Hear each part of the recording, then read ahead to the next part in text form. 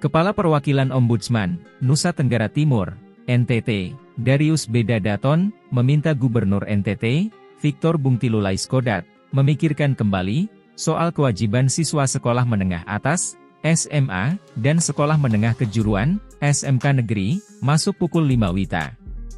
Darius mengatakan, tersebarnya video gubernur yang meminta siswa SMA masuk pukul 5 WITA, membuat guru dan orang tua siswa mengadu ke Ombudsman.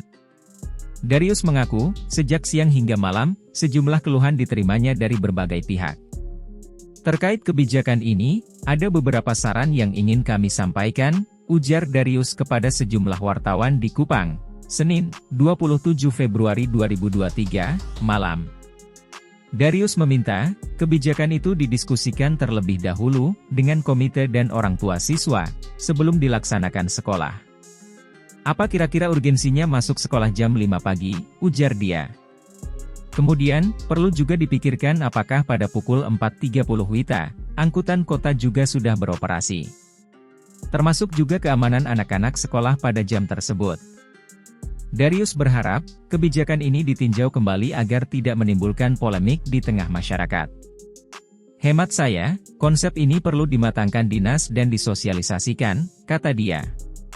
Sebelumnya diberitakan, sebuah video yang memperlihatkan Victor Laiskodat, meminta pihak SMA dan SMK, di wilayah kota Kupang, memulai jam pelajaran pada pukul 5 WITA, viral di media sosial dan grup WhatsApp.